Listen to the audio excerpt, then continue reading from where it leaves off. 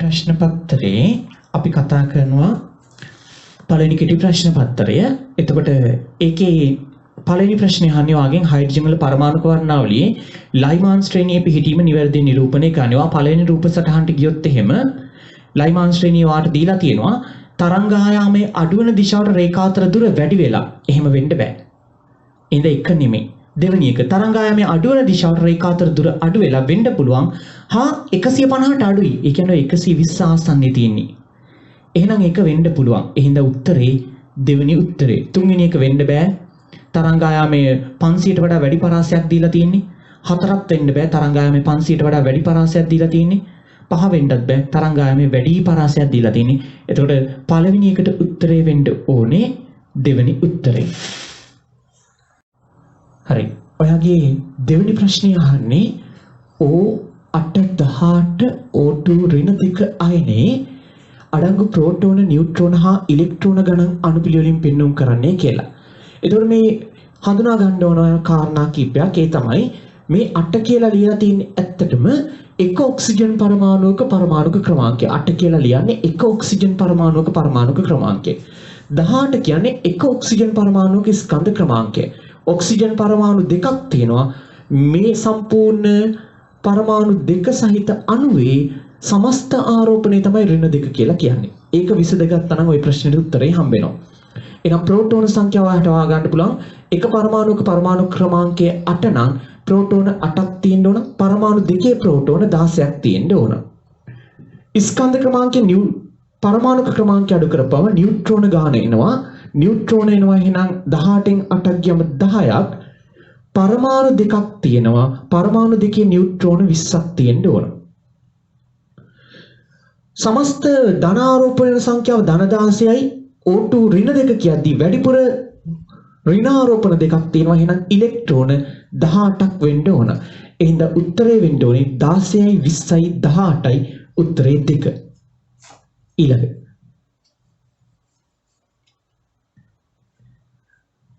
අපි කියොත් ඊළඟ ප්‍රශ්නෙට ඒකේ කියනවා පරමාණුක ප්‍රධාන ක්වොන්ටම් අංකය n වන සියලුම කාක්ෂික වල පැවතිය හැකි මුළු ඉලෙක්ට්‍රෝන ගණන මින් කුමක්ද කියලා. පරමාණුක ක්‍රමාංකයේ n වන සියලුම කාක්ෂික වල පැවතිය හැකි මුළු ඉලෙක්ට්‍රෝන ගණන. දැන් ඔයා ගත්තොත් එහෙම n සමානයි 1 වුණොත් අපි දන්නවා පළවෙනි ශක්ති මට්ටමේ තියෙන ඉලෙක්ට්‍රෝන 2යි. දෙවෙනි ශක්ති මට්ටමේ ඉලෙක්ට්‍රෝන 8යි. තුන්වෙනි ශක්ති මට්ටමේ 18යි. එකේ වර්ගයේ 1යි, එක් වරක් 2 2යි, දෙකේ වර්ගයේ 4යි, 4 වරක් 2 8යි, තුනේ වර්ගයේ 9යි, 9 වරක් 2 18යි. එහෙනම් 2යි n වර්ගයේ වෙන්න ඕන පිළිතුර. අගින් බලාපොරොත්තු වෙන්නේ පවතින මුළු ඉලෙක්ට්‍රෝන ගණන කොපමණද කියලා. ඊළඟ ප්‍රශ්නේ.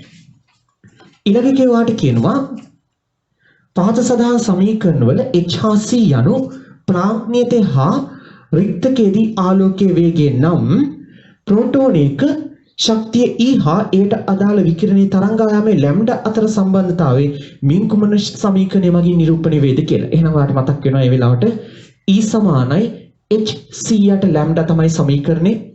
E උක්ත වෙලා තියෙන කිසිම සමීකරණයක ඔහොම එකක් නැහැ. එහෙනම් ඔයාලට මේ දෙවෙනි උත්තරේ තියෙන 1යට ලැම්ඩා උක්ත කරගත්තොත් එහෙම නැත්නම් මේ 1යට ලැම්ඩා ඉතුරු කරගත්තොත් සමාන වෙනවා E බෙදීම hc වලට. ඒ කියන්නේ ඔයාගේ හතරවෙනි ප්‍රශ්නෙට උත්තරේ තුන්වෙනි එක වෙන්න ඕන. ඊළඟට අපිට පස්වෙනි ප්‍රශ්නෙට ගියම කියනවා බ්‍රෝමින් වල සමස්ථානික දෙකක් තියෙනවා කියලා කියනවා. ඒ තමයි 3579 හා 3581 කියලා. සමස්ථානික දෙකයි බ්‍රෝමින් වල. එකක් 3579 අනිත් එක 3581. අපිට කියනවා මෙහෙම කතාවක්. පරිශනාත්මක නිර්ණය කළ සාපේක්ෂ පරමාණු ස්කන්ධ 79.9 නම් ස්වභාවික බ්‍රෝමින් වල ආසන්න සාපේක්ෂ සුලභතාව කොපමණද කියලා. සාපේක්ෂ පරමාණු ස්කන්ධය අපිට දීලා තියෙනවා 79.9යි කියලා. එහෙනම් මේ 79.9 සමාන වෙන්න ඕන සමස්ථානික ස්කන්ධය 79යි. භාගික සමස්ථානික සුලභතාවය එහෙම නැත්නම් සමස්ථානික ප්‍රතිශතයම ගන්න මේ ක්ලෝරින් 3579 x ප්‍රතිශතයක් ඉන්නවා කියලා. එහෙනම් 100ට x ප්‍රමාණයක්. 81 සමස්ථානික ඉන්න ඕන. එහෙනම් මෙයා x ප්‍රතිශතයක් ඉන්නවා නම් අනිත් කෙනාගේ ඉන්න ඕන 100 ඍණ x ප්‍රතිශතයක් මේ දෙන්න විතරනේ ඉන්නේ. එහෙනම් 81 සමස්ථානිකින් ඉන්න ඕන 100 ඍණ x ප්‍රතිශතයක්. අපි දන්නවා සූත්‍රය කියලා තියෙන්නේ අපිට මෙන්න මේ අගයන් වල එකතුව ගන්න කියලා. ඔයා මේක එකතුව ගත්තා නම් මේ උත්තරේ 79.9 වෙන්න ඕන. මේක එහෙනම් සුළු කළ හැකි. එහෙනම් එනවා 79.9 සමානයි 79x එකතු කිරීම 8100 අඩු කිරීම 81x 100 පොදුයි.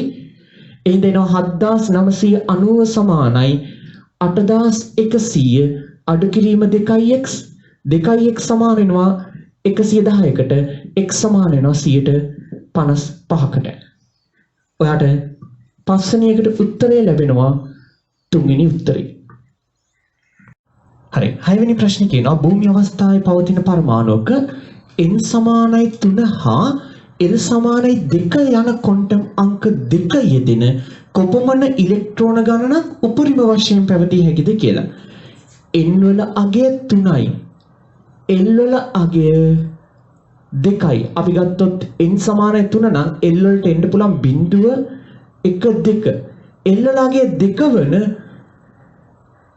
ක්වොන්ටම් අංක 2 යෙදෙන කොපමණ ඉලෙක්ට්‍රෝන සංඛ්‍යාවක් උපරිම වශයෙන් පැවතිය හැකිද කියලා අහන්නේ. මේ ඇත්තටම l වලට බිඳුව આવුත් උත්තරේ s, 1 આવුත් උත්තරේ p, 2 આવුත් උත්තරේ d, 3 d කාක්ෂික 5ක් තියෙනවා. 3 d කාක්ෂික 5ේ ඉලෙක්ට්‍රෝන 10ක් තියෙනවා. ඔක ක්වොන්ටම් අංක වලින් ගත්තත් කමක් නැහැ. මෙතන d වලට 2 ආපුවම ml වලට තියෙන්න පුළුවන් ඍණ 2යි, ඍණ 1යි, බිඳුවයි, ධන 1යි, ධන 2යි. මේ හැම ml එකකටම ms අගයන් තියෙන්න පුළුවන් ධන භාගයේ ඍණ භාගයේ කියලා. එහෙම පවතින්න පුළුවන් අගයන් ගාන 10 කියලා ගත්තත් කමක් නැහැ. එහෙම නැත්නම් කෙලින්ම d කාක්ෂික තියෙන d කාක්ෂික 5ේ උපරිම ඉලෙක්ට්‍රෝන 10ක් පවතින්න පුළුවන් කියලා ගත්තා නම් හරි. ඊළඟට 7 වෙනි ප්‍රශ්නේ. 7 වෙනි එකේ කියනවා රත්රන් වල සාපේක්ෂ පරමාණුක ස්කන්ධය තඹ වල සාපේක්ෂ පරමාණුක ස්කන්ධයෙන් ආසන්න වශයෙන් 3 ගුණයක් කියලා. මම ගන්න රත්රන් හා තඹ. රත්රන් වල සාපේක්ෂ පරමාණුක ස්කන්ධය තඹ වල සාපේක්ෂ පරමාණුක ස්කන්ධය මම m කියලා ගත්තොත් තඹ වල සාපේක්ෂ පරමාණුක ස්කන්ධෙමින් ආසන්න වශයෙන් 3 ගුණයක් 3යි m. ස්කන්ධය අනුව 75ක් රත්රන් අඩංගු රත්රන් හා තඹ මිශ්‍ර ලෝහයක. ඒ කියන්නේ 75ක් තියෙන්නේ රත්රන්. ස්කන්ධයෙන් 75ක් රත්රන්. ඒ කියන්නේ මෙයාගේ ස්කන්ධේ m නම් මෙයාගේ ස්කන්ධේ 3යි m වගේ නේද? 75ක්නේ. m ල 4යි. 4න් 3ක් මෙයා. එහෙනම් 4න් එකක් මෙයා. මෙයාගේ ස්කන්ධේ m නම් මෙතන 3යි m. ස්කන්ධයේ අනු 75ක් රත්රන් අඩංගු රත්රන් හා තඹ මිශ්‍ර ලෝහයක රත්රන් වල ආසන්න මවුල භාගය කොහොමද කියලා අහනවා. එහෙනම් මට මෙතන මේ දෙන්නගෙම මවුල සංඛ්‍යාව හොයන්න පුළුවන්. මවුල සංඛ්‍යාව සමාන වෙනවා ස්කන්ධයේ 3යි m බෙදී මෞලික ස්කන්ධයේ 3යි කැපිටල් m. මෙයාගේ මවුල ගාන වෙනවා ස්කන්ධයේ සිම්පල් m බෙදීම කැපිටල් m. 3ට 3 කැපිලා යනවා. උත්තරේ m බෙදීම m. මේ රත්රන් මවුල ගාන මේ තඹ මවුල ගාන මවුල ගණන් දෙක සමානයි. එහෙනම් මවුල භාගයේ 0.5යි. මවුල ගණන් දෙක සමාන නම් මවුල භාගයේ 0.5 වෙන්න ඕන. ඊළඟ 8 වෙනි ප්‍රශ්නේ.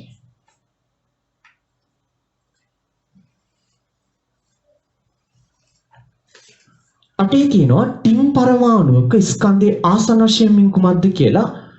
ටින් පරමාණුක ස්කන්ධයේ ආසන්න වශයෙන් හොයාගන්න ඔයාලට මතක නම් ඔතන තියෙන ටින් වල ස්කන්ධ ක්‍රමාංකය 120යි. ඒ කියන්නේ 120යි කියලා ගත්තොත් අපි සාපේක්ෂ පරමාණුක ස්කන්ධය සමාන වෙනවා මූලද්‍රව්‍ය පරමාණුක ස්කන්ධ බෙදීම පරමාණුක ස්කන්ධ ඒකක එහෙම නැත්නම් u කියන අගයට. හරි. එතකොට ඒකීකරණය කරන ලද පරමාණුක ස්කන්ධ ඒකකයට සමාන වෙනවා මෙන්න මේ අගය. AR සමානයි x බෙදීම u. එතකොට මේ සාපේක්ෂ පරමාණුක ස්කන්ධය 120යි. මූලද්‍රව්‍ය පරමාණු ස්කන්ධය මම දන්නේ නැහැ. මෙන්න මේ u වල අගය 1.66 වැඩි කිරීම 10^24යි ග්‍රෑම්. මේක වැඩි කළා නම් x සමාන වෙනවා 120 ඒවා 6ක් තමයි වැඩි කරන්න දෙන්නේ 120 වතාවක් 1.66 වැඩි කිරීම 10 ඍණ 24 ග්‍රෑම් 12 වරක් 6 72කින් 2 දැම්ම 7ක් ඉතුරුයි 12 වරක් 6 72යි 7යි 78න් 8 දැම්ම 7ක් ඉතුරුයි 12 වරක් 1 12යි 7යි 19යි බිඳුව තියෙනවා වැඩි කරද්දී දශම ස්ථාන දෙකක් ගියම 198 වැඩි දශම 2 වැඩි කිරීම 10 ඍණ 24යි ග්‍රෑම් ඕන මේක ලියන්න පුළුවන් 1.98යි 2 වැඩි කිරීම 10 ඍණ 22යි ග්‍රෑම් ඒ කියන්නේ 2 වැඩි කිරීම 10 ඍණ 22යි ග්‍රෑම් ඊළඟ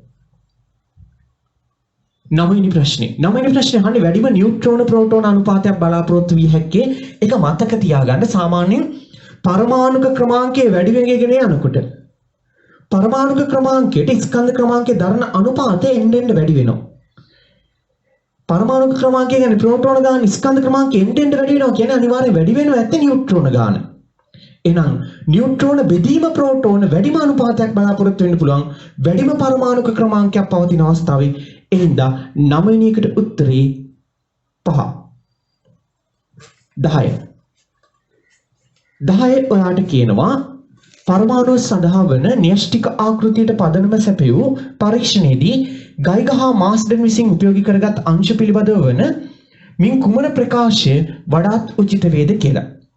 ඒකේ කියනවා ගයිගර් හා මාස්ඩන් විසින් උපයෝගී කරගන්න ලැබේ තෝරණය කරන ලද අංශුවේ. එහෙම කතන්දරයක් නැහැ. ඊළඟ ගයිගර් හා මාස්ඩන් විසින් උපයෝගී කරගන්න ලැබේ කැතෝඩ කිරණ කියලා කියනවා. නැහැ කැතෝඩ කිරණ නෙමෙයි උපයෝගී කරගත්තේ ඒ ගයිගර් හා මාස්ඩන් උපයෝගී කරගත්තේ ඇල්ෆා අංශු. ඊළඟ කියනවා ගයිගර් හා මාස්ඩන් විසින් උපයෝගී කරගන්න ලැබේ තෝරණය කරන ලද කැතෝඩ කිරණ අංශුවේ වැරදි. ගයිගර් හා මාස්ඩන් විසින් උපයෝගී කරගන්න ලැබේ තෝරණය කරන ලද නියුට්‍රෝනයේ ඒකත් වැරදි. ඉහත සඳහන් ප්‍රකාශ සියල්ල සාවද්දේ ඔව් සියල්ල සාවද්දේ උත්තරේ 5. 11 වෙනි එක 11 ඔයාට කියනවා ස්වභාවිකව පවතින ක්ලෝරින්හි සමස්ථානිකය 1735 75ක්ද 1737 25ක්ද තිබේ. ස්වභාවිකව පවතින ක්ලෝරින්හි සාපේක්ෂ පරමාණුක ස්කන්ධය ක්ලෝරින් තියෙනවා 1735 හා 1737 මෙයාගේ ස්වභාවික පවතින ක්ලෝරින්හි 1735 සමස්ථානිකයේ 75ක් තියෙනවලු මෙයා 25ක් තියෙනවලු. सापेक्ष परमाणु स्कंदे हने सापेक्ष परमाणु स्कंदे समान වෙනවා समस्थानिकයේ ස්කන්ධය 35යි එයාගේ 75ක් තියෙනවා එකතු කිරීම මේ समस्थानिकයේ ස්කන්ධය 37යි එයාගේ 25ක් තියෙනවා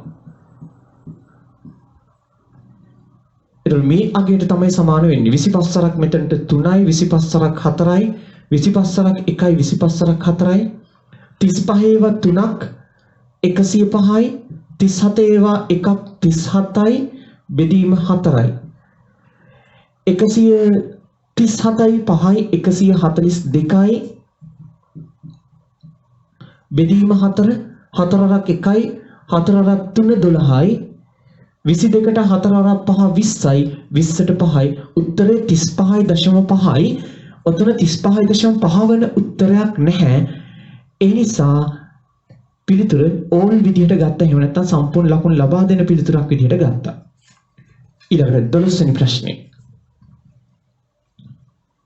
12 වාට කියනවා පරමාණුක න්‍යෂ්ටිය තරම ප්‍රථමයෙන් නිර්ණය කරනු ලැබේ සාමාන්‍ය න්‍යෂ්ටිය කියන කතාවක් මෙන්න මේ ප්‍රමාණයට තමයි න්‍යෂ්ටිය තියෙනවා කියලා හොයාගත්තේ ඇල්ෆා අංශු ප්‍රකිරණ පරීක්ෂාවෙන් එහෙම නැත්නම් රන්පත් පරීක්ෂාවෙන් 12ට උත්තරේ 1 ඊළඟ 13 වෙනි ප්‍රශ්නේ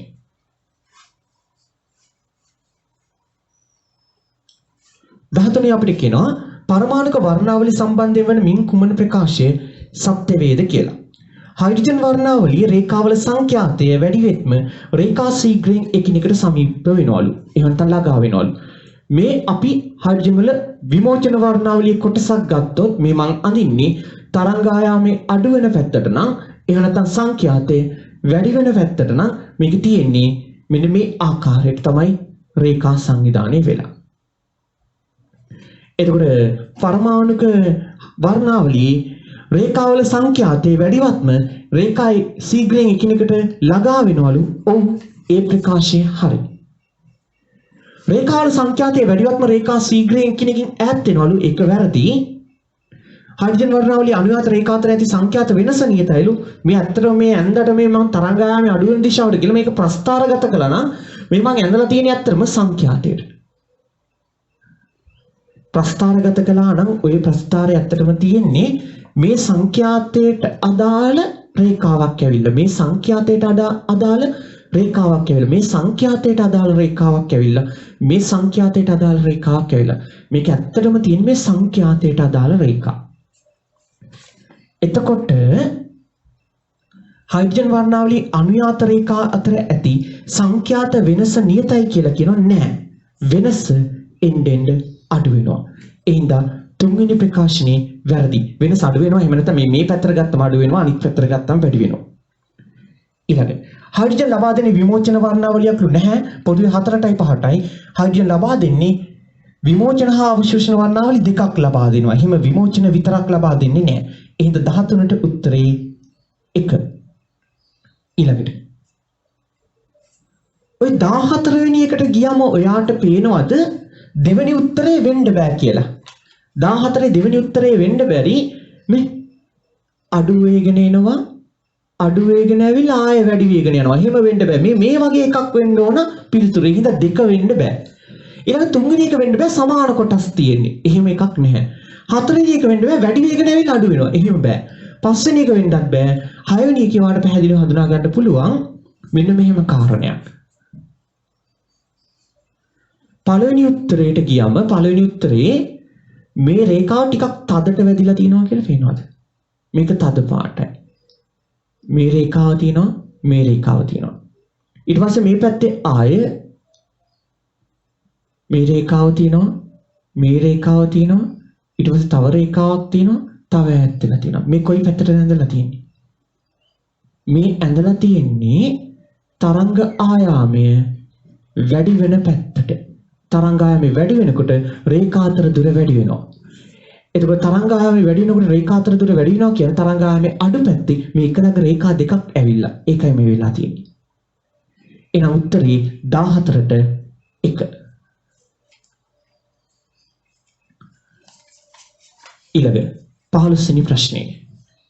15 වෙනි ප්‍රශ්නේ කියනවා ස්වභාවිකව පවතින කාබන්හි කාබන් 612 සමස්ථානික. අපි කියනවා 612 සමස්ථානිකය 98.89යි 613 සමස්ථානිකය 1.1.1යි තියෙන්නේ කියලා ප්‍රතිශතය. සාපේක්ෂ පරමාණු ස්කන්ධය දීලා තිනවා 6.13 සාපේක්ෂ පරමාණු ස්කන්ධය 13.3යි කියලා. මේක 13.3 වැඩි නොකලට කමක් නැහැ. ඔයාට ඕක 13යි කියලා ගත්තා නම් ඇති. ඇත්තටම 13යි කියලා ගත්තා නම් ඇති. හරි. මම වැඩි කළොත් එහෙනම් සාපේක්ෂ පරමාණු ස්කන්ධ සමාන වෙනවා. සමස්ථානික ස්කන්ධේ වතාවක් සමස්ථානික සාපේක්ෂ සුලභතාව සමස්ථානික ස්කන්ධේ වතාවක් සුලභතාවය මේක ගත්තා නම් අපිට සාපේක්ෂ පරමාණු ස්කන්ධය හොයාගන්න පුළුවන්. මෙයා සමස්ථානික ස්කන්ධේ 12යි 12 ඒවා 98.89ක් තියෙනවා. මෙයා සමස්ථානික ස්කන්ධ 13 ගත්තත් කමක් නැහැ. 13 ගත්තා නම් ඇත්තටම ලේසි මේ 0.03 වැඩි කරන්න ඕනේ නැහැ. හරි. මෙයා 100යි.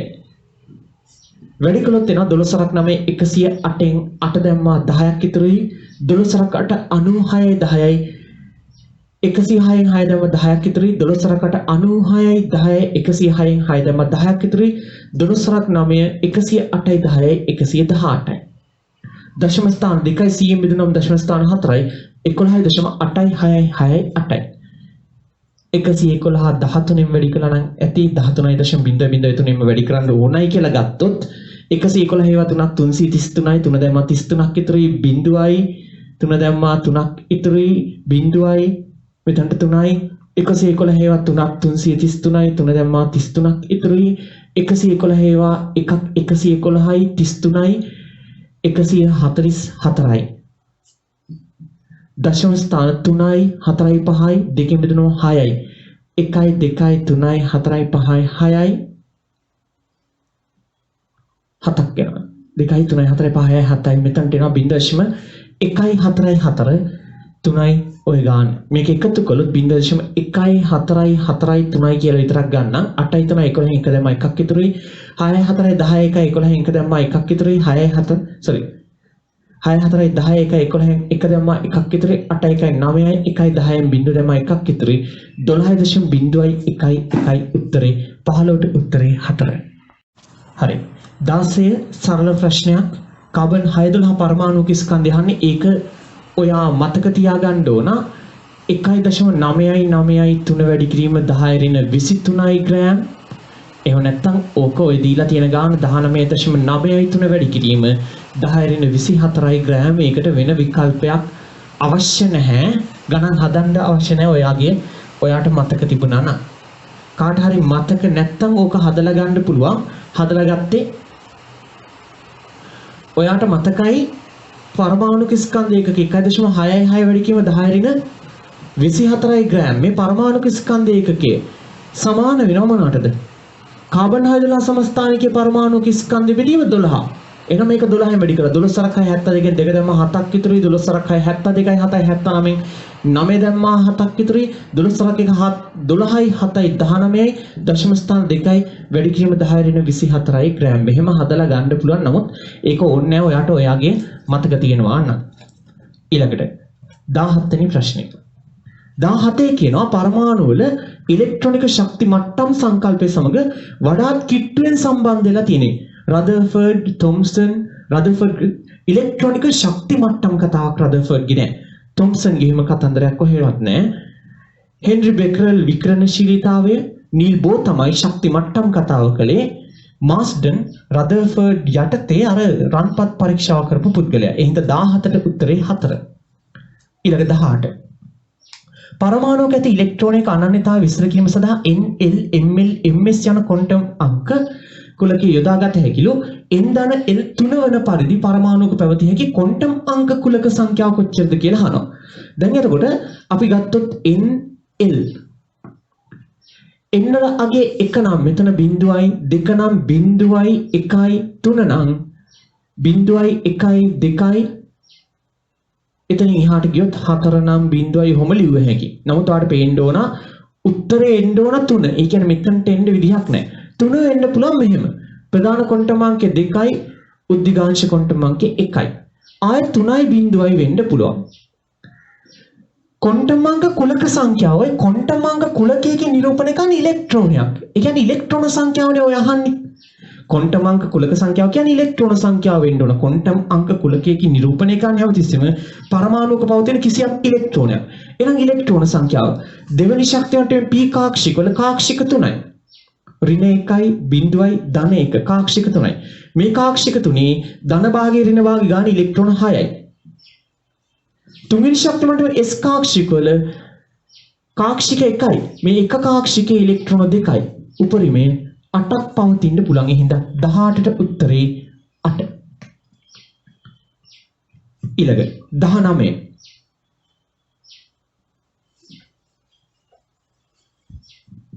19 කියනවා පහන් සිල පරීක්ෂාවේදී වායුමය පරමාණු උත්තේජිත තත්ත්වයටපත් වීම මෙන්න මේ ලෙස නිරූපණය කරන්න පුළුවන්ලු.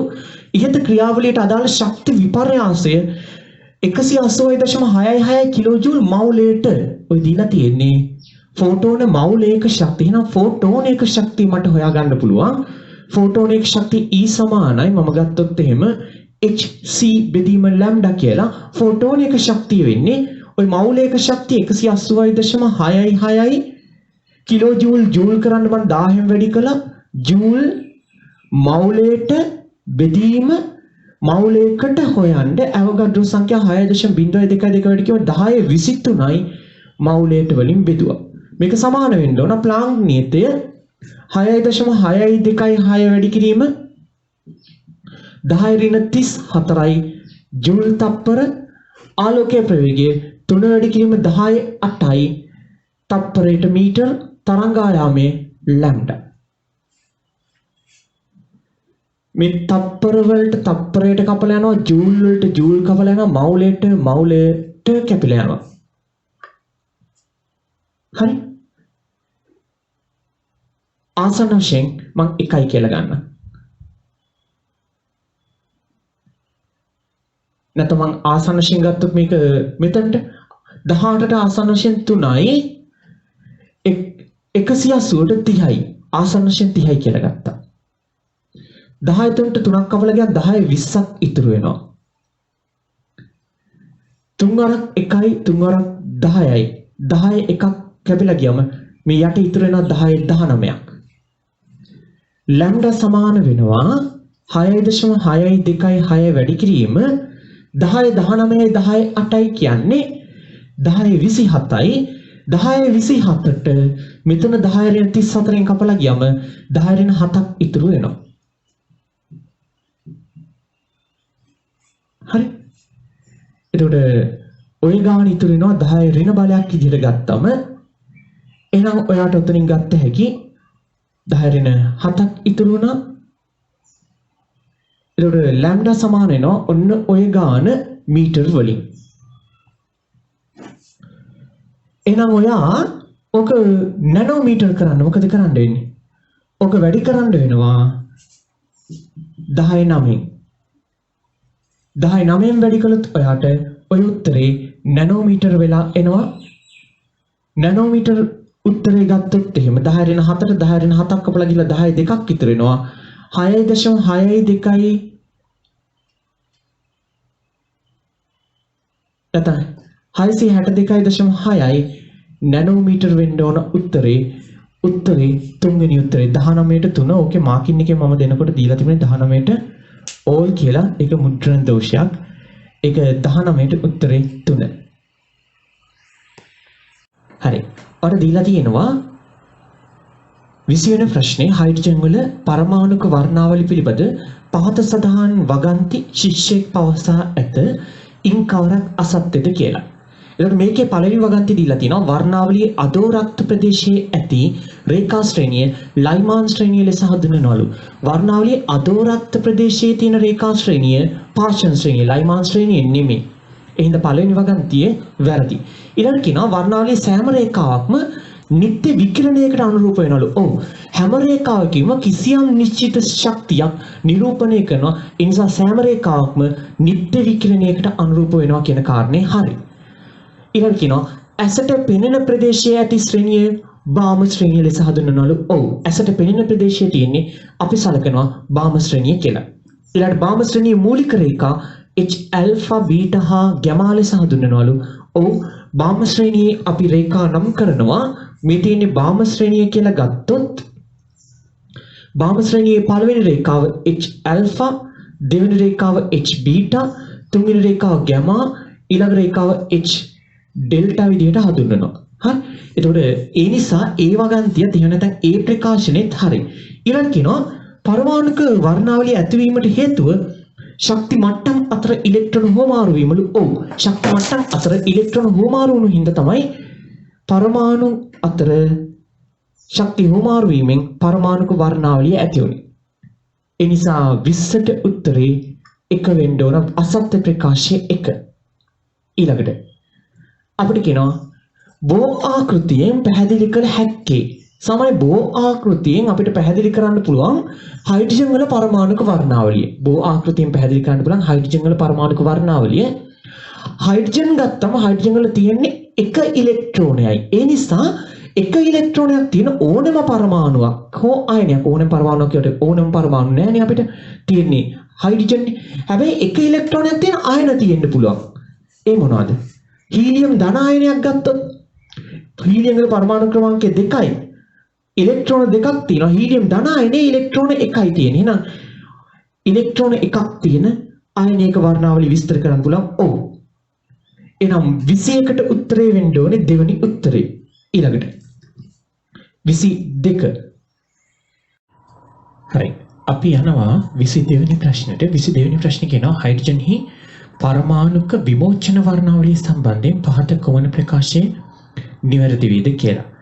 ඒ දීලා තියෙන පළවෙනි එක දෙන ලද රේඛා ශ්‍රේණියක රේඛා අතර පරතරය ශක්තිය වැඩි වෙන දිශාවට ක්‍රමයෙන් වැඩි වෙනවා කියලා අපි ගත්තොත් දෙන ලද රේඛා ශ්‍රේණියක් මේ රේඛා ශ්‍රේණියේ රේඛා අතර පරතරය ශක්තිය වැඩි වෙන දිශාවට වැඩි වෙනවා කියලා කියන්නේ. එතකොට මේ ශක්තිය වැඩි වෙන දිශාව තරංග ආයාමයේ අඩු වෙනවා කියන්නේ ශක්තිය වැඩි වෙනවා. ශක්තිය වැඩි වෙන දිශාවට රේඛා අතර පරතරය වැඩි වෙනවලු. එහෙම වෙන්නේ නැහැ. ඒක වැරදි. විකිරණ විමෝචනය වන්නේ පහළ ශක්ති මට්ටම් වල ඇති ඉලෙක්ට්‍රෝන ඉහළ ශක්ති මට්ටම් වලට සංක්‍රමණය වෙන විටලු. විකිරණ විමෝචනය වෙන්නේ පහළ ශක්ති මට්ටම් වල ඇති ඉලෙක්ට්‍රෝන ඉහළ මට්ටම් වලට සංක්‍රමණය වෙන විට කියලා කියනවා. අපි දන්නවා විකිරණ විමෝචනය වෙන්නේ සාමාන්‍ය පරමාණුවකට ශක්තිය ලබා දුන්නා. පරමාණුවේ තියෙන ශක්තිය අවශෝෂණය කරලා ඉලෙක්ට්‍රෝන වලට පුළුවන්කම තියෙනවා ඉහළ ශක්ති මට්ටම් වලට ගමන් කරන්න. ඉහළ ශක්ති මට්ටම් වලට ගමන් කරපු ඉලෙක්ට්‍රෝන ඉහළ ශක්ති මට්ටමක ඉඳන් යලි පහළ ශක්ති මට්ටමට එනකොට තමයි විමෝචන වර්ණාවලිය හටගන්නේ. ඒකට ඒක කියන්නේ ඉලෙක්ට්‍රෝන ඉහළ මට්ටම් වලට සංක්‍රමණය වෙන විට විමෝචන වර්ණාවලිය හට ගන්නවා කියලා ඒක වැරදි. පහළ මට්ටම් වලට සංක්‍රමණය වෙද්දී. ඊළඟ හයිඩ්‍රජන් වර්ණාවලිය සංඛ්‍යාතයේ වැඩිවත්ම රේඛා එකිනෙක ශීඝ්‍රයෙන් ඈත් වෙනවලු. මේ තරංගායාමයේ අඩු වෙන පැත්තට එහෙම නැත්නම් සංඛ්‍යාතයේ වැඩි වෙන පැත්තට. සංඛ්‍යාතයේ වැඩි වෙනකොට රේඛා එකිනෙකින් ශීඝ්‍රයෙන් ඈත් වෙනවලු. ඒකත් වැරදි. ඊළඟට හයිඩ්‍රජන් පරමාණු විමෝචන වර්ණාවලිය හීලියම් පරමාණු විමෝචන වර්ණාවලියත් අතර බොහෝ සමානකම් තියෙනවලු. ඔව්. විමෝචන වර්ණාවලිය දෙකම සමාන වෙනවා. හීලියම් ධන ආයනයේ තියෙන්නේ එක ඉලෙක්ට්‍රෝනයයි හයිඩ්‍රජන් පරමාණුවේ තියෙන්නේ එක ඉලෙක්ට්‍රෝනයයි. හින්දා ඒක හරි. n සමානයි 3 සිට n සමානයි 1 දක්වා ඉලෙක්ට්‍රෝන සංක්‍රමණ H alpha රේඛාවට අනුරූප වෙනවලු. මම ගත්තොත් මේ පළවෙනි ශක්ති මට්ටම 2 3 4 5 කියලා පළවෙනි දෙවෙනි තුන්වෙනි හතරවෙනි පස්වෙනි ශක්ති මට්ටම් කියලා H alpha කියලා අපි සලකන්නේ බාම ශ්‍රේණියේ පළවෙනි රේඛාව නම් H alpha කියලා ගන්නේ බාම ශ්‍රේණියේ පළවෙනි රේඛාව නම් බාම ශ්‍රේණියේ රේඛාවට ගන්නේ ශක්තිය අවශෝෂණය කරගත් ඉලෙක්ට්‍රෝනය ඉහළ ශක්ති මට්ටමක සිට දෙවෙනි ශක්ති මට්ටමට පැමිණෙද්දී එතකොට H alpha කියන්නේ ශක්තියෙන් අඩුම රේඛාව. ඒ කියන්නේ මේ රේඛාව 3 ඉඳන් 2ට 3 ඉඳන් 1ට නෙමෙයි. එහෙනම් උත්තරේ පහත් වැරදි. උත්තරේ වෙන්න ඕනි 4 වෙනි එක. ඊළඟට කියනවා n සමානයි 3 හා ml සමානයි බිඳුව ලෙස නිරූපණය වෙන ක්වොන්ටම් අංක කුලක මගේ නිරූපණ පරමාණුක කාක්ෂික සංඛ්‍යාව කොපමණද කියලා. n සමානයි 3 වෙන්න ඕන. ml බිඳුව වෙන්නත් ඕන. එහෙම වුණොත් ඔයාලට ගත්ත හැකි මේ තියෙන්නේ n වල අගය l වල අගය ml වල අගය n3 නම් l වලට එන්න පුළුවන් බිඳුව 1 2 කියන අගයන්. බිඳුව නම් ml වලට බිඳුවයි 1 නම් ඍණ 1යි බිඳුවයි ධන 1යි ඍණ 2යි ඍණ 1යි බිඳුවයි ධන 1යි ධන 2යි. කාක්ෂික 1යි 2යි 3. කාක්ෂික 3ක් තියෙනවා. 24 කියනවා විද්‍යුත් චුම්බක විකිරණ වර්ගයක් නොවන්නේ කැතෝඩ කිරණ විද්‍යුත් චුම්බක විකිරණ නෙමෙයි. ඔය අනිත් ඒවා සියල්ල විද්‍යුත් චුම්බක විකිරණ. 25 හයිඩ්‍රජන් වල විමෝචන වර්ණාවලිය සම්බන්ධයෙන් පහත කවරක් සත්‍ය වේද කියලා අහනවා. අපිට කියනවා පාරජම්බුල ප්‍රදේශයේ පිහිටන රේඛා ශ්‍රේණිය පාෂන් ශ්‍රේණිය වෙනවලු. පාරජම්බුල ප්‍රදේශයේ පිහිටන රේඛා ශ්‍රේණිය නෙමෙයි පාෂන් ශ්‍රේණිය කියන්නේ. පාෂන් ශ්‍රේණිය කියන්නේ අදෝරක්ත ප්‍රදේශයේ පිහිටන රේඛා ශ්‍රේණිය. එතකොට ඒ වගන්තිය වැරදි. ඊළඟ කියනවා වාම ශ්‍රේණියේ පළමු රේඛාව H alpha ගම් පාටට අදාළ සංඛ්‍යාත පරාසය තුල පිහිටනවලු. වාම ශ්‍රේණියේ පළමු රේඛාව H alpha එක හරි දම් පාටට අදාළ සංඛ්‍යා පරාසය නෙමෙයි. ඒක පිහිටන්නේ රතු පාට. ඊළඟ ලයිමාන් ශ්‍රේණියේ පිහිටනේ පාරජම්බුල ප්‍රදේශය තුලේ හරි තුන්වෙනි වගන්තිය තමයි හරි උත්තරේ වෙන්නේ. සංඛ්‍යාතයේ වැඩි වෙන දිශාවට රේඛා ශ්‍රේණියක රේඛාතර පරතරය වැඩි වෙනවලු. මම ගත්තා ඉස්සෙල්ලත් සංඛ්‍යාතයේ වැඩි වෙන දිශාවට රේඛා ශ්‍රේණියක රේඛා අතර පරතරය අඩු වෙනවා. සංඛ්‍යාතය වැඩි වෙනවා නම් රේඛා අතර පරතරය එන්න අඩු වෙන්න ඕන. බාම ශ්‍රේණියේ ඇත්ත රේඛා 4යිලු නැහැ. රේඛා 4යි නෙමෙයි අපි අඳින්නේ රේඛා 4යි. එහෙම නැත්නම් අර මුල් වර්ග නිරීක්ෂණය කරලා තිබුණේ රේඛා 4යි. රේඛා 4කට වඩා තියෙනවා. අපිට රේඛා ඇන්දේ අනන්ත සංඛ්‍යාව අනන්ත කිව්වට අනන්තම නෙමෙයි යම් ප්‍රමාණයකට අඳින්න පුළුවන්. හේතුව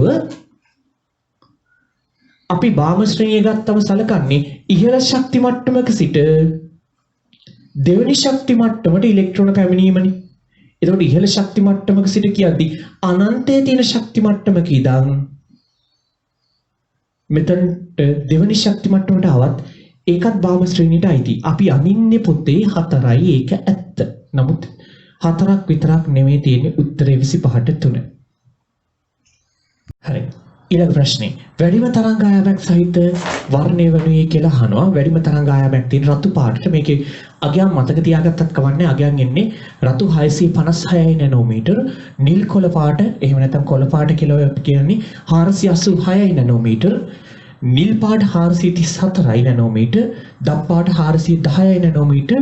මේ ඇත්තටම H alpha, H beta, H gamma හා H delta කියන භාම ශ්‍රේණියේ අපි දකින්න පළවෙනි රේඛා 4 තරංග ආයාම. හරි. එහෙම නැතු මේ රතු පාටේ තරංග ආයාමයේ මේ ගාන කියන එක නෙමෙයි, මේ ඒ ආපෝ විකිරණේ තරංග ආයාමයේ තමයි ඔය දීලා තියෙන්නේ. එතකොට එතනින් වැඩිම තරංග ආයාමයේ තියෙන්නේ අපිට රතු කියලා සලකන්න පුළුවන්. හරි. එතකොට ඔය භාම ශ්‍රේණිය පැත්තට ගියොත් හිතා ගන්න විදිහ එහෙම නැත්තම් ඕක ඔය අගයන් ඔහොම නැතුව ඔයාට වෙන තර්කිකුත් කියන්න පුළුවන්. ඒ තමයි මෙහෙම. ඔයාට මතකනේ විද්‍යුත් චුම්බක වර්ණාවලිය මේ කතන්දරේ මම ඔයාලා භාම ශ්‍රේණිය පාඩම් කරලා කියලා හිතාගෙන කියන කාර්යය. එහෙම නැතුව පොදුවේ මෙයාලා භාම ශ්‍රේණියක් ගැන කියන්නෙත් නෑ. මේක කෙමිස්ට්‍රි හින්දා මම මෙතනට භාම ශ්‍රේණිය ඇදලා ගත්තා. නමුත් එයා පොදුවේ ප්‍රශ්නය අහන්නේ වැඩිම තරංග ආයාමයක් සහිත වර්ණය. එහෙම වුණොත් තරංග ආයාමයේ අඩුවන දිශාවට අපි සකස් කරගෙන ගියම දුෂ්‍යාලෝකයේ මේ පැත්තේ තියෙන්නේ අදෝරක්ත කිරණ, මේ පැත්තේ තියෙන්නේ පාරජම්බුල කිරණ. මෙතන තියෙනවා රතු, තැඹිලි, කහ, කොළ, නිල්, ඉන්දිගෝ, දම්. එතනින් ඔයාලට සරලව කියන්න පුළුවන් රතු තමයි තරංග ආයාමයේ වැඩිම වර්ණය කියලා. කවුරු හරි පාඩම් කරලා තිබුණා නම් අර භාම ශ්‍රේණිය එතනින් කියන්නත් පුළුවන්. එහෙම නැත්නම් ඒ මුකුත් දන්නේ නැහැ, මොනවත්ම දන්නේ නැහැ. නමුත් අර විද්‍යුත් චුම්බක වර්ණාවලියේ තරංග ආයාමයේ වැඩි රතු කියලා මතක නම් එතනින් උත්තරේ ගන්නත් පුළුවන්. ඊළඟට 27.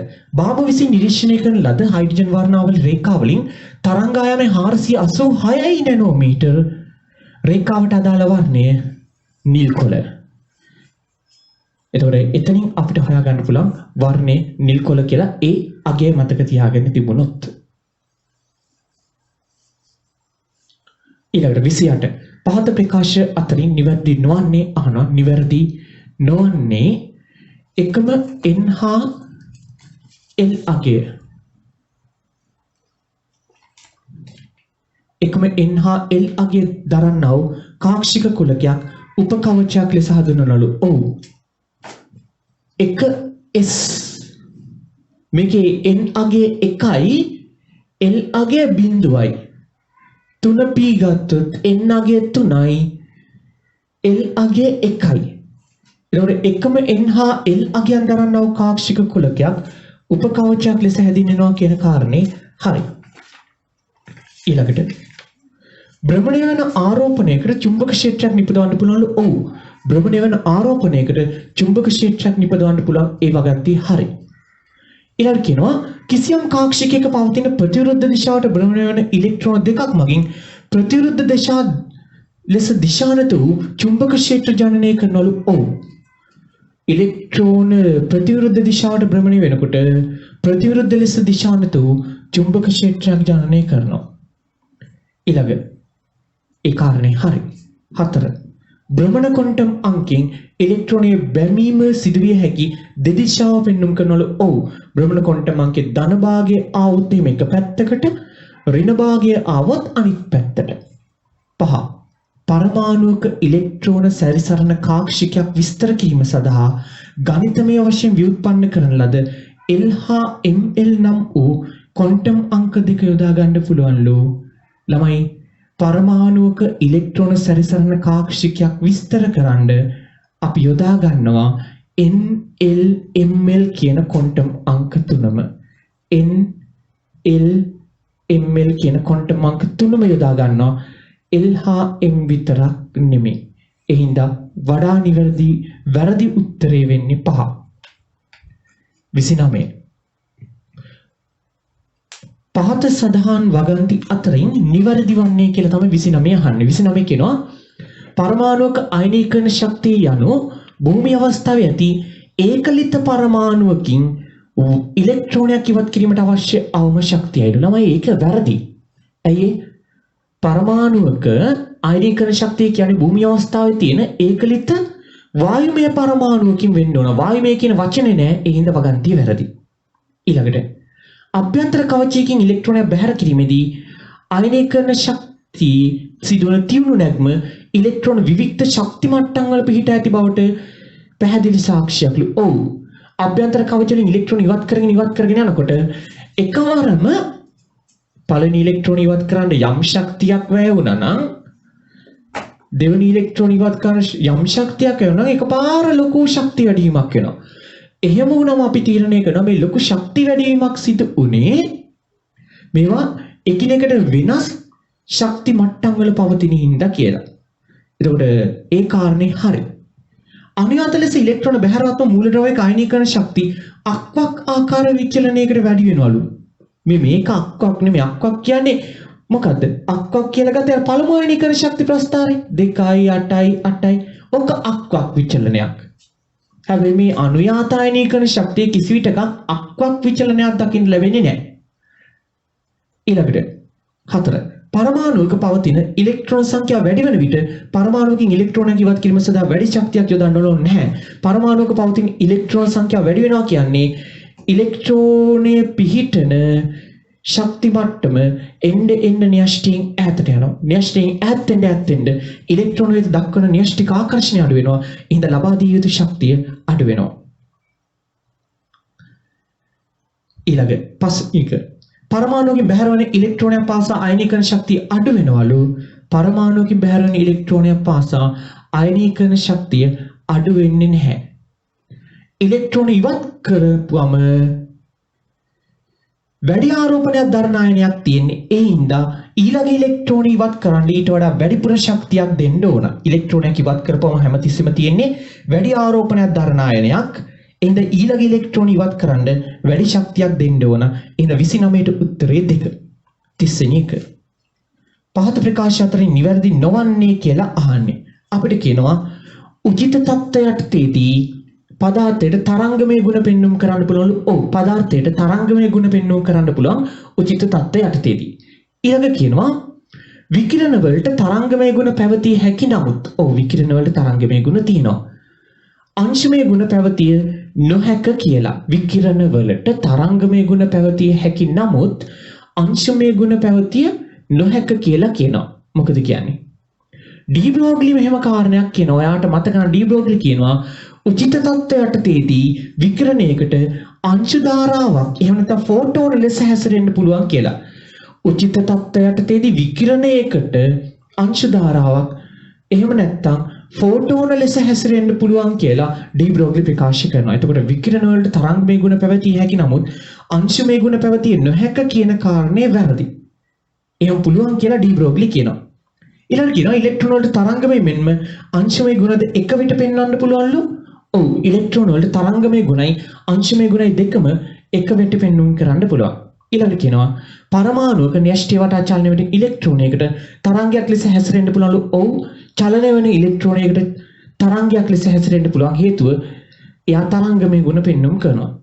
ඉලෙක්ට්‍රෝනයක තරංග ආයාමයේ එහි ස්කන්ධය හා ප්‍රවේගයේ මත පමණක් රඳා පවතිනවලු. ඔව් ලැම්ඩා සමානයි h බෙදීම mv. එහෙනම් h කියන්නේ නියතයක් නම් මේ තරංග ආයාමයේ රඳා පවතින්නේ මෙයාගේ ස්කන්ධය හා ප්‍රවේගයේ මත. ඒ කාරණේ හරි. හරි 31 කියනවා ඇල්ෆා බීටා ගාමා කිරණ සම්බන්ධයෙන් මින් කුමන ඒවා සත්‍ය වේද කියලා. පළවෙනි එක කියනවා එකම ප්‍රබලතාවය ඇති චුම්බක ක්ෂේත්‍රයේදී බීටා කිරණ අනෙක් කිරණ වලට වඩා වැඩියෙන් උත්ක්‍රමණය වෙනවලු. ඔව්. ඔයාලට මතක නම් අර විකිරණශීලී මූලද්‍රව්‍යයක් අපි අරගෙන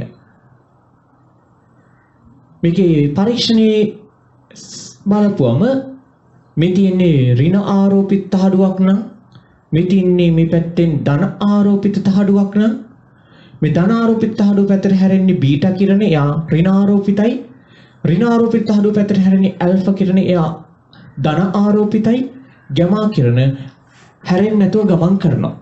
මෙතනදී බීටා මේ ඇල්ෆා හැරෙන කෝණයට වඩා වැඩි කෝණයකින් හැරෙනවා. ඒතකොට චුම්බක ක්ෂේත්‍රයේදී විද්‍යුත් ක්ෂේත්‍රයේදී එහෙම නැත්නම් චුම්බක ක්ෂේත්‍රයේදී බීටා කිරණ අනෙක් කිරණ වලට වඩා වැඩියෙන් උත්ක්‍රමණය වෙනවලු. දැන් මෙතන මම ගත්තේ විද්‍යුත් ක්ෂේත්‍රයක්. විද්‍යුත් ක්ෂේත්‍රයේදී මොකද වෙන්නේ? මේ බීටා කිරණ ධනාග්‍ර යහට වැඩිපුර හැරෙනවා. හේතුව තමයි බීටා වල ආරෝපණය වෙදීම ස්කන්ධය ගත්තොත්. ස්කන්ධ ඉතා කුඩා අංශුවක්. බීටා කියන්නේ ඉලෙක්ට්‍රෝනනේ. එහෙනම් ස්කන්ධ ඉතා අඩුයි. ස්කන්ධය අඩු වෙනකොට මේ ආරෝපණය බෙදීම ස්කන්ධය කියන අනුපාතය එහෙම නැත්නම් ඊ බෙදීමේ අනුපාතය ගොඩක් වැඩි වෙනවා. ඒකක ස්කන්ධයක ආරෝපණය ගොඩක් වැඩි වෙනවා. ඒ හින්දා බීටා වැඩිපුර හැරෙනවා ධනාග්‍ර පැත්තට. එහෙනම් ඕකම අපිට භාවිතා කරන්න පුළුවන් චුම්බක ක්ෂේත්‍රයකදී බීටා වැඩිපුර උත්ක්‍රමණය වීමක් දක්වනවා. හේතුව එයාගේ ඒකක ස්කන්ධයක ආරෝපණය වැඩි හින්දා. නමුත් ඇල්ෆා ගත්තම ස්කන්ධය වැඩි අංශුවක් එයාගේ ඒකක ස්කන්ධයක ආරෝපණය අඩුයි. ඊළඟට B එක. විකිරණශීලී ප්‍රභව මෙම කිරණ තුනම එක විට එකම ශීඝ්‍රතාවයකින් විමෝචනය කරනවලු නැහැ. ඔයාලට මතක නම් රන්පත් පරීක්ෂාවේදී ලබා ගන්න අපි ඇල්ෆා අංශු ප්‍රභවයක්. ඒ කියන්නේ විකිරණශීලී මූලද්‍රව්‍යයක් තමයි. ඇමරිකන් වගේ විකිරණශීලී මූලද්‍රව්‍යයක් ගන්නෙ. හැබැයි ඒකේ ඇල්ෆා අංශු ප්‍රභවයක් ගන්නෙ.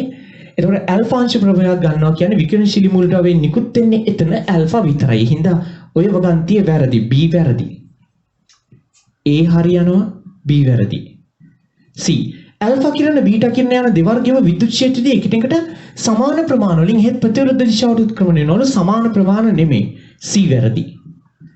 D ඇල්ෆා කිරණ වල ස්කන්ධය බීටා හා ගැමා කිරණ වල ස්කන්ධයට වඩා වැඩිලු. O ඇල්ෆා හීලියම් පරමාණු ස්කන්ධයට සමානයි. එහෙම නැත්නම් හයිඩ්‍රජන් පරමාණු 4ක ස්කන්ධයට සමානයි. බීටා ගත්තොත් එහෙම එයා ඉලෙක්ට්‍රෝන ස්කන්ධයට සමාන වෙන්නේ. ගැමා ගත්තොත් විද්‍යුත් චුම්බක තරංගයට ස්කන්ධයක් නැහැ. එහෙනම් D කියන ප්‍රකාශය හරි. A හා D කියන්නේ උත්තරේ 4 වෙන්න ඕන. ඊළඟ 32 ඉලෙක්ට්‍රෝන සම්බන්ධව පහත සඳහන් කුමන ප්‍රකාශය හෝ ප්‍රකාශ සත්‍ය වේද කියලා අහනවා. චුම්බක ක්ෂේත්‍රයේදී ඉලෙක්ට්‍රෝන වක්‍රාකාර පතයක ගමන් කිරීම නැඹුරු වෙනවලු. ඔව් චුම්බක ක්ෂේත්‍රයේදී ඉලෙක්ට්‍රෝන ගමන් පතේ වක්‍රාකාර වෙනවා. එහෙම නැත්නම් එයා ගමන් කරන දිශාවටයි චුම්බක ක්ෂේත්‍රයේ දිශාවටයි ලම්බක පතයක ගමන් කරනවා. එහෙනම් ඒ කියන ප්‍රකාශනේ හරි. ඉලෙක්ට්‍රෝන වලට අංශුමය හා තරංගමය කියන ගුණ දෙකම තියෙනවලු. ඔව් පරමාණුවට ඉලෙක්ට්‍රෝන එකතු කිරීම හෝ පරමාණුකින් ඉලෙක්ට්‍රෝන ඉවත් කිරීම හෝ සිදු කර නොහැකිලු. නෑ පුළුවන්. ඉලෙක්ට්‍රෝන අයින් කරන්නත් පුළුවන්. එහෙම නැත්නම් ඉලෙක්ට්‍රෝන එකතු කරන්නත් පුළුවන්. ඒකනේ අයනීකරණයයි ඉලෙක්ට්‍රෝනකරණයයි කියලා දෙකක් තියෙනවනේ. ඉලෙක්ට්‍රෝන වල වේගය ආලෝකයේ වේගයලු නෑ. ඉලෙක්ට්‍රෝන වල වේගය ආලෝකයේ වේගයෙන් 95ක් විතර එන්නේ. නමුත් අපි ඉලෙක්ට්‍රෝනයේ වේගය ඉගෙන ගන්නේ නෑ. ඉලෙක්ට්‍රෝනයේ වේගය ආලෝකයේ වේගය වුණා නම් ඔයාලට මතක් වෙන්න ඕනේ යා විද්‍යුත් චුම්බක තරංග ගොඩට වැටෙන්නේ කියලා. ඉන්න මේක වැරදි. උත්තරේ 1. 32ට 1. 33 වෙනි ප්‍රශ්නේ.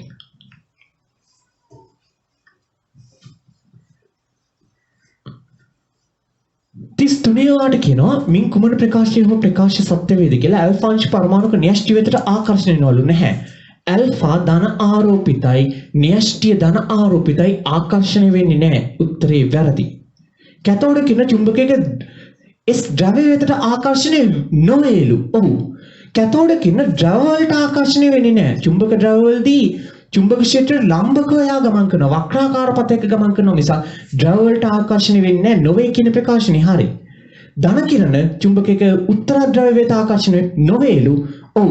ද්‍රව වලට ආකර්ෂණය වෙන්නේ නැහැ. ආරෝපිත අංශු ද්‍රව වලට ආකර්ෂණය වෙන්නේ නැහැ. චුම්බක වලට. ඊළඟට ඇල්ෆා කිරණ වල ප්‍රවේගය X කිරණ වල ප්‍රවේගයට වඩා වැඩිලු. ඔව්. හරිද? මොකද? ඇල්ෆා කිරණ වල ප්‍රවේගය X කිරණ වල ප්‍රවේගයට වඩා වැඩි. X කිරණ කියන්නේ විද්‍යුත් චුම්බක තරංගයක්. විද්‍යුත් චුම්බක තරංග වල ප්‍රවේගය ආලෝකයේදී හෝ රික්තකයේදී තුන වැඩි කිරීම 10.8යි තප්පරයට මීටර. මේ ඇල්ෆා වල ප්‍රවේගය මේකෙන් 10න් එකක් විතර. අපි ප්‍රවේගය ඉගෙන ගන්නේ නැහැ. නමුත් එයාගේ ප්‍රවේගය අඩුයි කියලා මතක තියාගන්නවා. ඒ අනුව මේ වගන්තිය වැරදි. උත්තරේ 2 වෙන්න ඕන. 34. කැතෝඩ කියන ඍණාරෝපිතයි. ඔව්. සරල රේඛාවල ගමන් කරනවා. ඔව්. උත්තර ද්‍රව්‍යතාවකාශන වල නැහැ. ඊළඟට S චුම්බක ද්‍රව්‍යතාවකාශන වල නැහැ. 34 A හා B උත්තරේ 1. ඊළඟට 35 අපිට කියනවා පිළිගත හැකි ක්වොන්ටම් අංක කුලක වන්නේ. එතනදි මෙච්චරයි වාට මතක තියෙන්න ඕන. n කියලා තියෙනවා, l තියෙනවා, l වලට එන්න පුළුවන් බිඳුවේ සිට n ඍණ 1 දක්වා විතරයි. ඊළඟට ml තියෙනවා, ml වලට එන්න පුළුවන් ඍණ l සිට ධන l දක්වා විතරයි. ms වලට අනිවාර්යෙන් ධන භාගය හෝ ඍණ භාගය එන්නේ.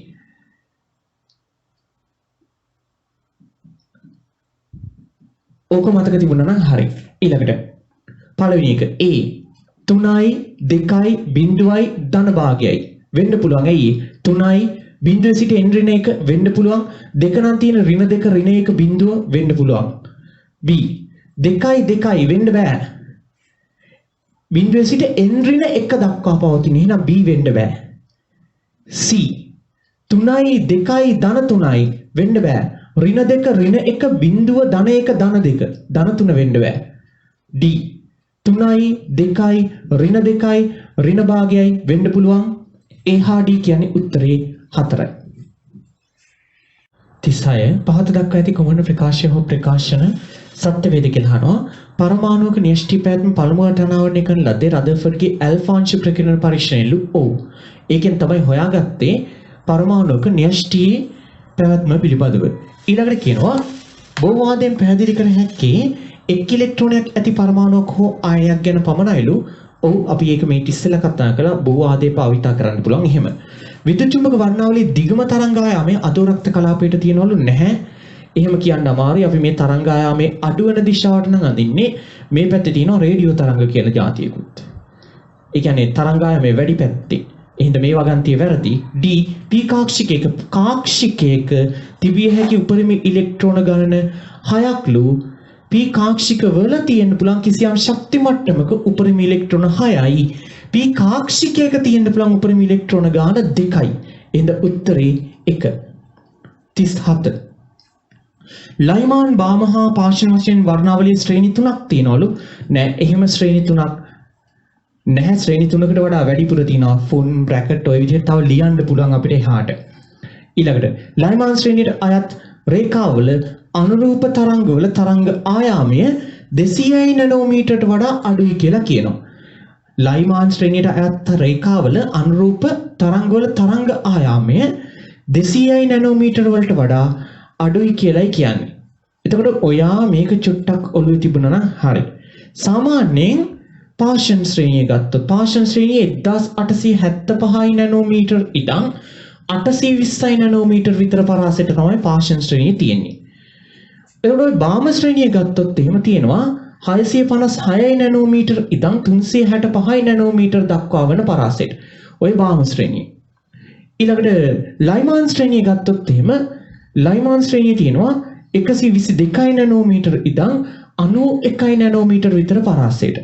දැන් අපිට කියනවා ලයිමාන් ශ්‍රේණියේ රේඛාවල අනුරූප තරංගවල අපි ඒ වැරදි කියලා ගත්තනේ. අනුරූප තරංගවල තරංගායාමයේ 200 නැනෝමීටරට වඩා අඩුයි කියලා. 200 නැනෝමීටර වලට වඩා අඩුයි. ඒක හරි. දෘශ්‍ය කලාපයේ පිහිට රේඛා ශ්‍රේණියේ තරංගායාමයේ අඩුවන අණුපිළිවෙලට වර්ණයන් පිහිටි විට අණුපිළිවෙලින් රතු කොළ නිල් වෙනවලු. ඔව් තරංග ආයාමයේ අඩුවන පැත්තට යනකොට තියෙන්නේ රතු තැඹිලි කහ කොළ නිල් ඉන්දිගෝ දම්. එහෙනම් ඒ වගන්ති හරි. H ධන මගින්ද විමෝචන වර්ණාවලියක් ලබා ගන්න පුළුවන්ලු. බෑ. H ධන අයනේ ඉලෙක්ට්‍රෝන නෑ. H වලට තියෙන එක ඉලෙක්ට්‍රෝනයි ධන අයනේ වෙච්චම එක ඉලෙක්ට්‍රෝනයක්වත් නැහැ. එහෙනම් විමෝචන වර්ණාවලියක් ලබා ගන්න බෑ. 37ට උත්තරේ B හා C දෙක. 38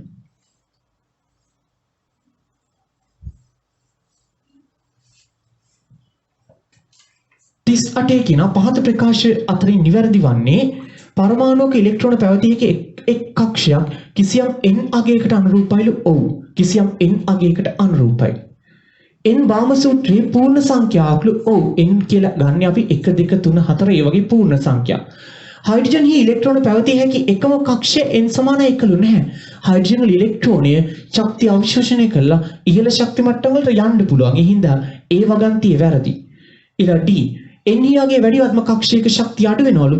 නැහැ N වල අගේ වැඩි වෙනකොට N වල අගේ වැඩි වෙනවා කියන්නේ කක්ෂයේ ශක්තියත් වැඩි වෙනවා. මේ න්‍යෂ්ටියෙන් ඈතට යනකොට ශක්තිය වැඩි වෙනවා. අඩු වෙන්නේ මොනවද? මේ ශක්ති මට්ටම් අතර ශක්ති පරතරය අඩු වෙන්නේ. ඒ හින්දා ශක්තිය අඩු වෙනවා කියන කාරණේ වැරදි. උත්තරේ 1. 39. P කාක්ෂික සම්බන්ධයෙන් සත්‍ය වන්නේ කුමක්ද කියලා අහනවා. එක් P කාක්ෂිකයක් සඳහා MLට ගත හැකි අගයන්ට අනුව අනුරූප P කාක්ෂික තුනක් වෙනවලු. ඔව් P කාක්ෂික වලට L සඳහා අගය ලැබෙන්නේ 1යි. ML වලට එහෙනම් එන්න ඕන ඍණ 1 බිඳුව ධන 1. මේ අනුව පවතින්න පුළුවන් කාක්ෂික තුනක් තියෙනවා. මේවා ඉලෙක්ට්‍රෝන ඝනත්වය න්‍යෂ්ටි වටා කේන්ද්‍රගත වී තියෙනවලු. පළවෙනි ගන්ති හරි. දෙවෙනි එක මේවා ඉලෙක්ට්‍රෝන ඝනත්වය න්‍යෂ්ටි වටා කේන්ද්‍රගත වී තියෙන ඉලෙක්ට්‍රෝන ඝනත්වය S කාක්ෂික වල. P කාක්ෂික වල න්‍යෂ්ටිය දෙපස වූ ඩම්බෙල් ආකාර ප්‍රදේශ දෙකක සාන්ද්‍රණය වෙලා තියෙන්නේ. P කාක්ෂික වල ඉලෙක්ට්‍රෝන න්‍යෂ්ටිය දෙපස ඩම්බෙල් ආකාර ප්‍රදේශ දෙකක සාන්ද්‍ර වෙලා තියෙන්නේ. ඒ නිසා B වගන්තිය වැරදි. C. එකම ශක්ති මට්ටමේ වූ P කාක්ෂික එකම කාටිසියානු අක්ෂයක ව්‍යාප්ත වෙලා තියෙනව නැහැ. කාටිසියානු අක්ෂ තුනක ව්‍යාප්ත වෙලා තියෙන්නේ. X, Y හා Z කියන. එහෙනම් C වැරදි. D. කිසියම් ශක්ති මට්ටමක වූ P කාක්ෂික තුනක් සලකා බැලිය හැකි සෑම ලක්ෂණයකින්ම එකිනෙකට සරල සමයිලු. නැහැ සෑම ලක්ෂණයකින්ම එකිනෙකට සරල සම නැහැ. එයාලා හැඩයෙන් ශක්තියෙන් සරල සමයි. අවකාශ දිශානතියෙන් වෙනස්. අවකාශ දිශානතියෙන් වෙනස්. උත්තරේ 5. 40. චුම්බක ක්වොන්ටම් අංකය සම්බන්ධයෙන් නිවැරදි වන්නේ කියලා අහනවා. ඒකේ කියනවා මෙයට ශුන්‍ය හැර ඍණ L සිට ධන L දක්වා වූ පූර්ණ සංඛ්‍යාවන් ගන්න පුළුවන්ලු. ඍණ L සිට ධන L දක්වා පූර්ණ සංඛ්‍යාව නම් තමයි ශුන්‍ය හැර නෙමෙයි. ශුන්‍ය සමග. එහෙනම් A වැරදි. මෙම ක්වොන්ටම් අංකයෙන් කාක්ෂිකයේ අවකාශීය දිශානති නිරූපණය වෙනවලු. ඔව්. B හරි. C. Lට තිබිය හැකි අගයන් සංඛ්‍යාවෙන් උපකවචයක තිබිය හැකි කාක්ෂික සංඛ්‍යාව ප්‍රකාශ වෙනවලු නැහැ. Lට බිඳුව නම් තියෙන්නේ කාක්ෂික 1යි. හරි. එතකොට මේ සරලව ගත්තොත් L වලට තියෙන්න පුළුවන් අගයන් සංඛ්‍යාවනේ කියන්නේ. එතකොට මේ මම ගත්තොත් එහෙනම් පළවෙනි ශක්ති මට්ටමේ L වලට තියෙන්න පුළුවන් 1යි කාක්ෂික 1යි ගැටලුවක් නැහැ. දෙවෙනි ශක්ති මට්ටමට ගියම L වලට තියෙන්න පුළුවන් අගයන් 2ක්. කාක්ෂික 2ද නැහැ. S කාක්ෂික 1ක් තියෙනවා. P කාක්ෂික 3ක් තියෙනවා. ඔක්කොම කාක්ෂික 4ක් වෙනවා. එහෙනම් Lට තිබිය හැකි අගයන් සංඛ්‍යාවෙන් උපකවචයක තිබිය හැකි කාක්ෂික සංඛ්‍යාව ප්‍රකාශ වෙන්නේ නැහැ. ඒක වැරදි. C වැරදි වගන්තියක්. D. උපකවචයක පවතින කාක්ෂික සංඛ්‍යාව 2යි L ධන 2ට සමාන වෙනවලු. නැහැ. මේ L කාක්ෂික සංඛ්‍යාව L වලට පවතින්න පුළුවන් බිඳුව නම් L වලට පවතින්න පුළුවන් බිඳුව නම් කාක්ෂික සංඛ්‍යාව 2යි L ධන 1ට සමාන වෙන්නේ. බිඳුව වරක් දෙක බිඳුවයි එකතු කිරීම 1යි. මේ තියෙන බිඳුව කියලා ඉන්නේ S කාක්ෂික. S කාක්ෂික 1යි. L වලගේ 1 නම් ඒ කියන්නේ P කාක්ෂික. දෙවරක් එක 2යි 2යි 1යි 3යි P කාක්ෂික 3යි. L වලගේ 2 නම් D කාක්ෂික. දෙවරක් දෙක 4යි 4යි 1යි 5යි.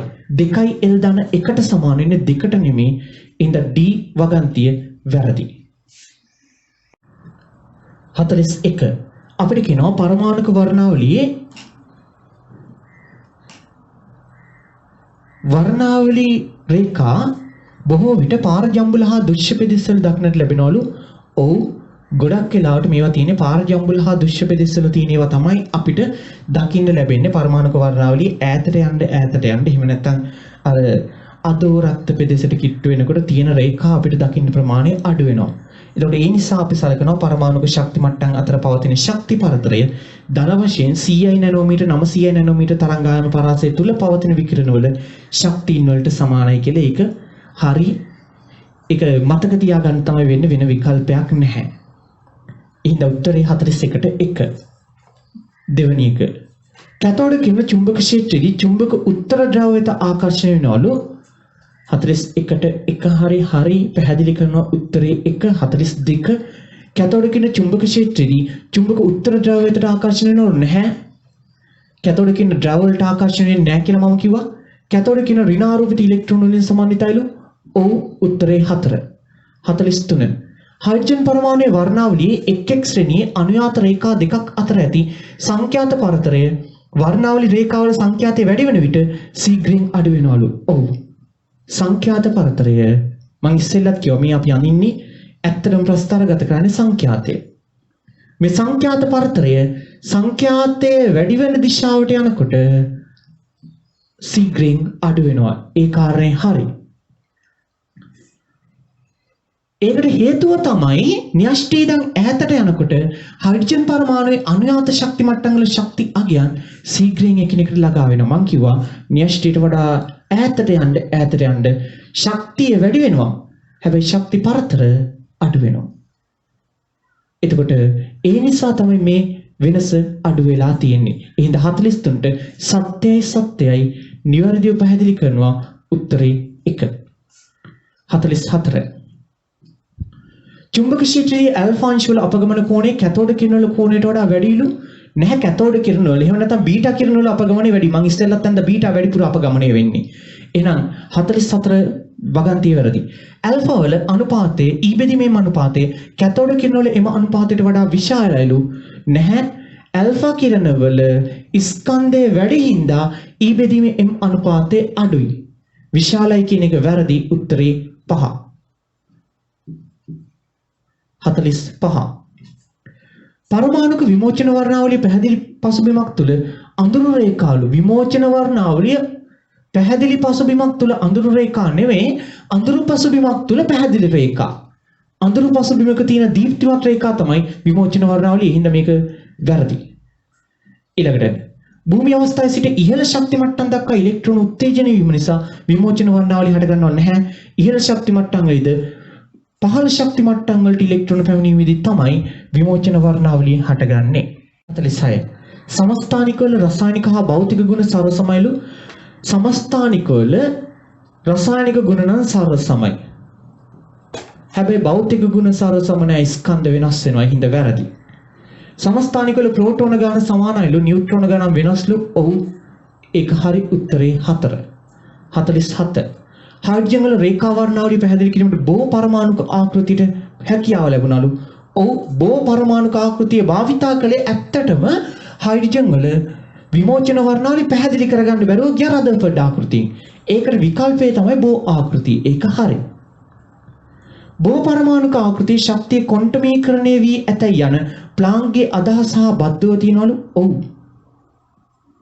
උත්තරේ 2. කෙනෙකුට හිතෙන්න පුළුවන් බෝ ආකෘතිය මේ පැහැදිලි කිරීම කරන්නේ කොහොමද? ශක්තිය අවශෝෂණය කරලා ඉලෙක්ට්‍රෝන ඉහළ ශක්ති මට්ටම් වලට ගමන් කරනවා.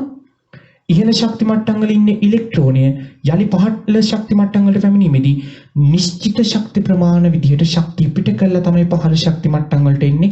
ඒ කියන්නේ ෆෝටෝන වශයෙන් ශක්තිය පිට කරලා නැත්නම් ක්වොන්ටම් වශයෙන් ශක්තිය පිට කරලා. ඒ නිසා බෝවාදයේ තුල මේ හයිඩ්‍රජන් වල රේඛා වර්ණාවලිය පැහැදිලි කරන්න ක්වොන්ටම් වාදය භාවිතා කරලා තිනවා. ඒ නිසා උත්තරේ කවුරු හරි 1 කියලා ගත්තත් මං හරි දුන්නා. 48. විමෝචන වර්ණාවලිය විමෝචන ආරම්භ වන ශක්ති මට්ටමේ සිට අපි හිතමු තුන්වෙනි ශක්ති මට්ටම මෙතන දෙවෙනි ශක්ති මට්ටම කියලා. විමෝචන ආරම්භ වන ශක්ති මට්ටමේ සිට යාලා NI කියලා දෙන්නේ ආරම්භ වන ශක්ති මට්ටමට. අවසන් ශක්ති මට්ටමට ඉලෙක්ට්‍රෝනය වැටෙන විට සිදුවන ශක්ති විමෝචන වල ප්‍රතිඵලයක්ලු. ඔව්. විමෝචන වර්ණාවලිය ලැබෙන්නේ ඉහළ ශක්ති මට්ටමක ඉඳන් පහළ ශක්ති මට්ටම් වලට ඉලෙක්ට්‍රෝන එද්දී සිදුවන ශක්ති විමෝචනයේ ප්‍රතිඵලයක් විදිහට මෙයා ශක්තිය පිට කරලා පහළ ශක්ති මට්ටම් වලට එනවා. ඒකෙන් තමයි විමෝචන වර්ණාවලිය ලැබෙන්නේ. එහෙනම් වකන්තිය හරි. NI වලට වඩා NF වැඩි අගයක් දරනවලු නැහැනේ. මේ දෙවෙනි ශක්ති මට්ටම නම් සරලවම වැරදි. විමෝචනයේ සඳහා ඩෙල්ටා E ඍණලු. ඔව්. විමෝචනයේ සඳහා නම් ඩෙල්ටා E ඍණයි. ඒ උනේ කොහොමද? අපි විමෝචනය කරනකොට මේ ශක්ති මට්ටම් දෙකේ ශක්ති වෙනස ගත්තම විමෝචනයේ සඳහා ඩෙල්ටා E වලට ලැබෙන්නේ ඍණ අගයක්. ඒක හරි. ශක්තිය මෙතන වැඩි, මෙතන ශක්තිය අඩුයි. ඒ හින්දා අවසාන ශක්ති මට්ටමේ ශක්තියෙන් ආරම්භක ශක්ති මට්ටම, අවසාන ශක්ති මට්ටම කියන්නේ අතන න්‍යෂ්ටිත සමීප ශක්ති මට්ටමක්. එයාගේ ශක්තිය අඩුයි. ඒ නිසා අඩු කෙනාගෙන් වැඩි කෙනාව අඩු කරපුවා ලැබෙන උත්තරේ ඍණ අගයක් ලැබෙන්නේ. එහෙනම් ශක්තිය පිට කරනවා. උත්තරේ පළවෙනි එක හරි දෙවෙනි එක වැරදි. ඒ කියන්නේ 3. ඊළඟ රේඛා වර්ණාවලිය ලබාගත හැක්කේ හයිඩ්‍රජන් හා හීලියම් යන වායු වලින් පමණයිලු. එහෙම කතන්දරයක් නැහැ. නමුත් අර බෝවාදයෙන් පැහැදිලි කරන්න පුළුවන් උනේ හයිඩ්‍රජන්. නියොන් පහන් වලින් ලැබෙන ආලෝකයේ ප්‍රිස්මයක් කරා යවූ විට රේඛා වර්ණාවලියක් ලැබෙනවලු. ඔව්. ඒතකොට ඔය නියොන් වගේ බල්බ් වලින් ලැබෙන ආලෝකයත් අපිට රේඛා වර්ණාවලිය ලබා ගන්න පුළුවන්. හැබැයි ඒක හයිඩ්‍රජන් වර්ණාවලියට සමාන වෙන්නේ නැහැ. උත්තරේ 4. 50. ස්කාක්ෂික ගෝලාකාරයි. ඔව්. ගෝලාකාරයි කියලා කියන්න හේතුව තමයි ස්කාක්ෂික ඉලෙක්ට්‍රෝන ඝනත්වය ගෝලීයව සමමිතිකයි, න්‍යෂ්ටිය වටා කේන්ද්‍රගත වී තියෙනවා. ඒ නිසා තමයි ගෝලාකාර වෙන්නේ. 50ට උත්තරේ 1.